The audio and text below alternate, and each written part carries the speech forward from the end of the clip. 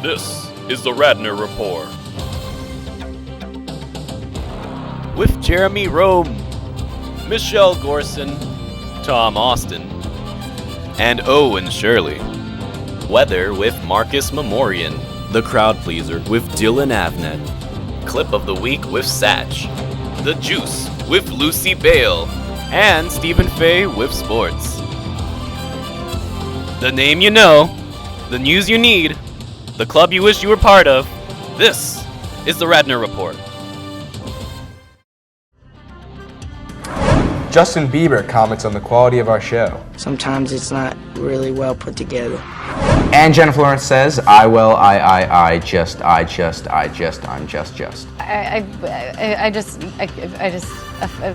just. Hi, and welcome to the Radnor Report for the week of February 25th. I'm Owen Scheuerle. And I'm Tom Austen, typing the Radnor Beat this week. At the last RTSD Facilities Committee meeting, 8 recommendations were made up by our Director of Operations, Leo Burnaby, to upgrade school and district security. The 8 recommendations are to install an intercom buzz-in system with video camera interface at the entrances at all 5 schools. To install a shatter resistance panel at the Radnor High School security window to decrease space that might afford access. To move ahead with panic alarms that would be stationed in each school's main office. To continue to review the effectiveness and applicability of ballistic resistant glass films. To expand drill training for staff, which will include the police. To add a crossing guard at Luella and Windermere Avenues at the entrance to Radnor Middle School. To encourage more staffing at school entrances and during events. And to hold a follow-up meeting with the Radnor police and community. Video coverage of this meeting and the PowerPoint presentation can be found at rtsd.org. Parents and kids are invited to view a screening of the documentary Bully and a discussion afterwards on Monday, February 25th at 6 p.m. at the Radnor Memorial Library. Bully is a documentary that was released in early 2012 discussing the effects of bullying on the victims' everyday lives.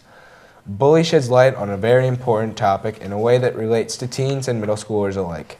Registration is required, and you can do so online, by phone, or in person. Please note that Bully is an intense documentary featuring strong language and tough topics. It is rated PG-13. If you have any concerns regarding the content, please read reviews of the documentary before attending. The Radnor chapter of the Pennsylvania Association for Gifted Education presents a series of workshops on understanding and demystifying college admissions.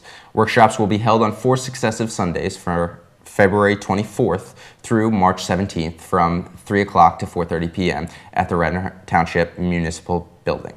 These sessions are meant to be experienced as a series as each one covers a different topic, such as how does a college admissions committee operate and what are they really looking for. The workshops are led by Sigis Vanny, who has vast experience in admissions counseling.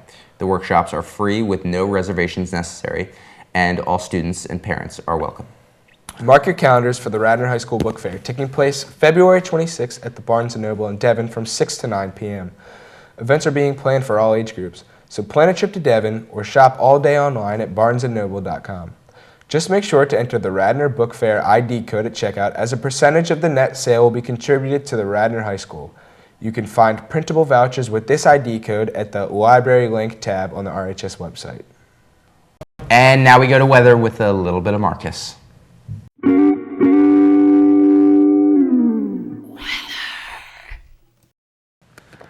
Ooh, sorry I'm late, guys. My hand got stuck in a vending machine. It's the weather. Well, this week looks like it's going to be mostly in February, and there's a day in March. Up here, someone will be crying. Hopefully not you or anyone you know, but someone will be crying somewhere. Oh my gosh! And 2 whales will be soaring into a fiery sunset.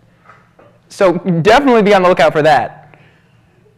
Oh, another one will be going in, and more crying, but confused crying. You don't know why you'll be crying. That's about it for the week. Back to you guys. Thanks, Marcus. That was all right. Now let's go to You Make Us Radnor Proud.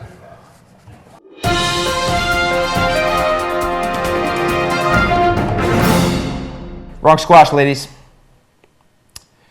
Congratulations to the Radnor Middle School 8th grade squash team who took home 3rd place in their Division II competition at the Mid-Atlantic Squash Association Middle School Championships at Penn Charter on February 4th. The team proudly represented the RMS squash program of 48 middle schoolers, which had a successful season of learning the game and competing at the Fairmont Athletic Club under the coaching of Radnor High School teacher Paul Wright, as well as Adrian Lianza and Brian Cassie of the Fairmont Athletic Club. Radnor High School chorus members Alex Kim, Marianne Hahn, and Katie Horner were selected from more than 500 students from across Delaware, Chester, and Philadelphia counties to participate in the district chorus. Congratulations to Alex and Marianne, who moved on to the Regional Chorus Festival, which will take place on March 21st. Congratulations to the Radnor Robotics for winning the Excellence Award at the VEX Robotics Qualifier at Norristown High School on February 16th. The Excellence Award is the highest award presented in the VEX Robotics competition. A team receiving this award must excel in many areas and is a shining example of dedication, devotion, hard work, and teamwork. Radnor was a strong contender in numerous award categories and deserves to be recognized for building a quality robot. By earning this Excellence Award, Radnor Robotics has qualified to compete in the VEX Robotics World Championships in Anaheim, California. There will be teams from all over the United States as well as Canada, China, Mexico, Singapore, Thailand, Hong Kong, and New Zealand competing at this event. Congratulations to the Radnor High School Color Guard for their winning performance at the Tournament Indoor Association competition at Penncrest High School on February 16th. It was an extremely tough competition with 12 groups in their division alone. Competing against schools from Pennsylvania, Delaware, Maryland, and New Jersey, Radnor pulled off an impressive win with a 64.18, which is a 14-point jump from their first performance in January, and an almost impossible feat. Color Guard is now currently second in the entire circuit, jumping from 12th to 2nd in just 1 week. It goes without saying, girls, you make us Radnor proud. And here's Dillon Avnet with most likely another Inception review. Dillon? Oh, I didn't see you there. Just when you thought the Twilight series was over, it comes back. Sorta.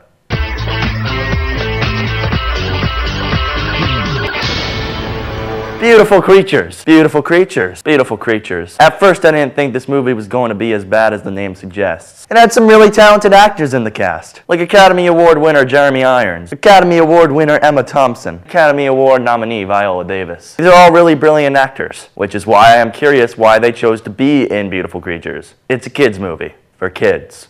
I'm going to break it down for you. So it's a young adult fantasy romance film, which is about humans, mortals, and casters, which are basically humans and witches and wizards. Why did I say this? And on the caster's 16th birthday, they are claimed by the dark or the light, aka good or evil. This is funny because the teenagers in this movie look nothing like high school students. They look too old. And of course, one mortal and one caster fall in love, which is super cliched and overdone. At least some fantasy movies have got the romance right. I'm not talking to you, Twilight. Jeremy Irons, who is a really respectable actor with one of those spectacular British accents that you kind of wish you had, has like a half British and a half Southern accent that doesn't sound very accurate. Emma Thompson overdoes it as the evil dark witch that is more weird than scary. And there are several other characters that you don't really get to know, but still are of importance. And boy, are they annoying. This is not even the worst part. It gets worse! The most important one, this is not a spoiler, is why does the grandmother of the caster have purple hair? That's actually not the most important one, but I still want to find out. Put the answer on Google if you know.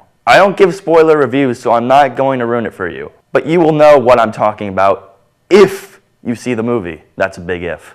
The film is an underdeveloped, confusing, and unintentionally funny mess. And I feel like the main character is the son of Forrest Gump. His obviously fake accent makes him sound, I don't know, like he doesn't have a brain. Run, Forrest, run! And this is not even a compliment. Overall, this movie focuses on the least important details and forgets to answer the big questions that I was wondering about in the end. The best I can say is if you don't care about the characters, then you're not going to care what happens to them. And that's exactly what happens in Beautiful Creatures. They don't establish a connection and there is no chemistry between the characters like other fantasy movies do so well. Still not talking to you, Twilight. So I'm going to say that Beautiful Creatures is a slap in the face.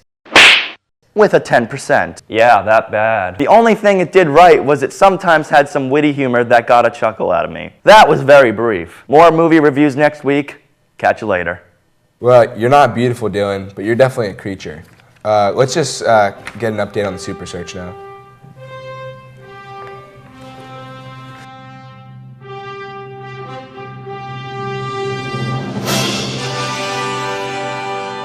The district has received over 25 applications from highly qualified administrators from all across the tri-state area.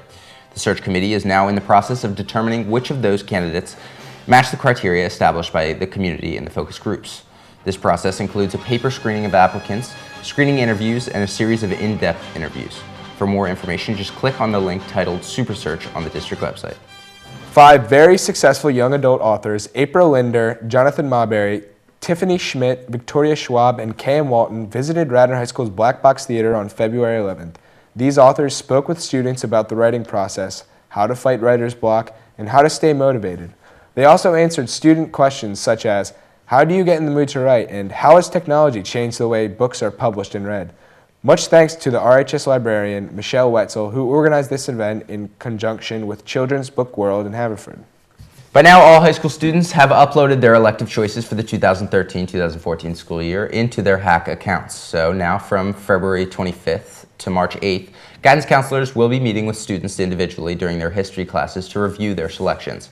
Students have until the strict deadline of June 28th to make any course changes. Now let's go in the middle, Radnor Middle School. It's embarrassing. Here I am, stuck in the middle with you. Yes, I'm stuck in the middle with you. Radnor Middle School's production of Coney Island of Dr. Moreau is coming to RMS on Thursday, March 7th at 7:30 p.m. and on March 8th and 9th at 8 p.m. Tickets are $8 and can be purchased online. You may also buy tickets at the door for $9. If you have any questions, please contact show producer Brian Dietzler at the email listed on your screen. The planning for Radnor Middle School's PTO leadership for the next school year will soon get underway, so volunteers are needed for the nominating committee, who will select the nominees for the PTO officer and board of director positions. If you would like to serve on this committee, please contact Sandy Girafalco at the address listed on your screen. And that concludes In the Middle with Radnor Middle. Buzz the Sports with Fay Stephen introduction. Thanks, guys. I'm honored to invite you to February 20th edition of the Buzz in Radnor Athletics. Starting off with the girls varsity basketball team, who came off an astonishing victory to reclaim their first ever Central League title. Earlier this week, I talked with 4 of the seniors who played substantial roles in the road to the championship game. Welcome, girls. So, what was the turning point of the Central League championship game? You guys can... It was in the middle of fourth quarter, I think, when we definitely all kind of just picked it up and realized that this was it. And we kind of just all came together as a team and really put the pressure on. And yeah, we started to gain momentum in the fourth quarter, and it started just to really pick up. And we started playing our game instead of their game. We started making a lot of our foul shots and getting back into the game. Yeah, and as seniors, we knew that this was our last chance to do something that we've never done before, and we really wanted to win. So that helped too. So what were the ups and downs of the season? Were there any downs in the beginning of the season where you guys just were out of it and felt like, there was not going to be any time to come back into this thing? Definitely when we went down to Florida and our first 4 or 5 games of the season, we did not do well. We lost 4 out of the 5 games, so we were 1-4 going into our regular season, and it was just not really looking good for us. And then in the middle of the season, the middle of the season, we won 17 out of our next 18 or 19 games, which was it's insane. Yeah. Wow. Really good. So each of you, is there a highlight moment that you girls had in any games this season that were... You had 17 in the Harrison game. Oh, wow. It was a really close game, and I sent it into overtime with it was a layup. Wasn't it? No, we ended up winning. Yeah. We've all had our 29-point games. Yeah, you had that Strathaven 29-point game. Yeah. And then beating Steels. Calistoga, that was a big one. And beating Garden Valley twice. And beating Garden Valley twice, Springfield twice, that was amazing. Wow, nice. So, is there anything, where is this game going to happen, or when, and this next upcoming postseason game, or? It's going to happen this Friday, or tomorrow, 7 o'clock at our It's here, it's home. We're playing Marion. We're playing Marion Mercy, and it's going to be close. Come out and watch. Yeah. All right, thanks, girls. Thank you. Thank you. Congratulations again, girls. Now on to Radnor boys hockey team, who beat Haverford High School 5-1 and improving their record to 8-5. The boys have one more regular season game on February 22nd at Iceland against Conestoga. Boo! Come out to the game and bring your Radnor ruckus so that we can beat Conestoga in the second battle with the Generals. The team is also preparing for the Central League playoffs that will begin the week of February 25th. Next week, I will be sitting down with a member of the team, Cullen McNally, to discuss the playoffs and some funny hockey moments and battles he's enjoyed so far in his hockey career. And now, breaking news for spring sports. Attention, boys lacrosse, grades 5 through 8.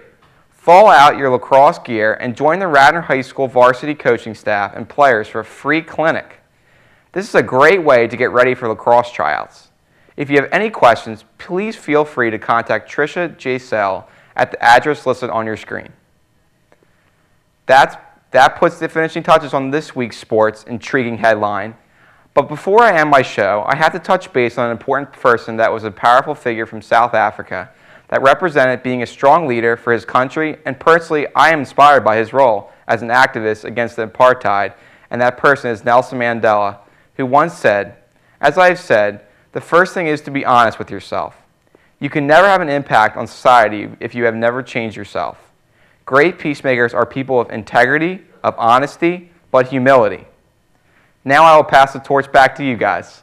Thanks, Stephen. And now it's time for news about the elementary school.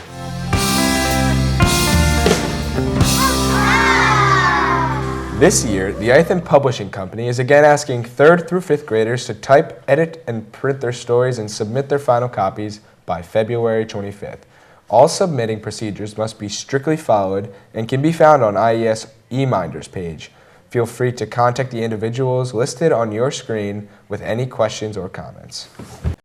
Are you smarter than a Wayne 5th grader? We hope so, but we'll find out at the 3rd annual Wayne Elementary School fundraiser on March 2nd at 7 p.m. at the Saturday Club in Wayne. The homework for all WES parents is to put this date on your calendar. Find a babysitter and gather a team of 6 people for an evening of fun, laughs, and a little competition. This fundraiser is a Quizzo-style trivia game where adult teams compete for bragging rights for being as smart as a 5th grader. All questions are based on actual 5th grade curriculum and other Wayne Elementary School facts. Winners will receive school-wide recognition in the morning announcements, be awarded with pretty ribbons to reveal their children and hang on their refrigerators, and will have their achievement highlighted in a framed poster displayed at Wayne Elementary for one entire year. The children of the winner will be so proud. To register, visit the PTO link on the school's website or contact the individuals listed on the screen. Enough is enough, people. It's now time to register any interested 2nd and 3rd grade students for the Isand's Lego Robotics Club. If you want to engage in something unique, fun, and filled with science, technology, engineering, and math, then this is the club for you. Students will learn basic robotic engineering program principles and STEM concepts with the Lego We Do system. If you're a 5th grader and have Lego robotics experience, IES is looking for Lego mentors. The club takes place on Thursdays after school for 6 weeks starting March 14th. Please direct questions to Jessica Lagrica. Lucy's on the juice. Lucy's on the juice. Juice with Luce. Juice with Luce. Everybody's thirsty for some juice with Luce. It's time for Juice with Luce. Juice with Luce. Thanks, guys. This is the Juice with Luce, where I break down all the Hollywood gossip straight from people.com. First up, Lady Gaga has announced via Twitter that her concerts in Chicago, Detroit, and Ontario are to be postponed. The singer has been diagnosed with a severe inflammation of the joints. Mother Monster was devastated when she made the announcement, but if we know anything about Gaga, she will definitely make it up to her fans.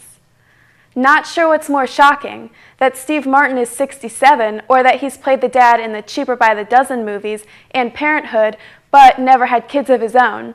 But now, he and his wife, Anne Stringfield, have welcomed their first child. And here's the real shocker. The couple was able to conceal the pregnancy and the birth, which happened in December. A source says that Steve is very private, and they have worked hard to have the baby. Very exciting. Turns out Miley Cyrus can be tamed, at least when it comes to hair. Ever since August of 2012, Miley's been rockin', from her short hairdo to her biker chic style. The singer confessed that she will never go back to her long hair and called extensions creepy. She said she loves her short, messy locks, and it's much easier to work with.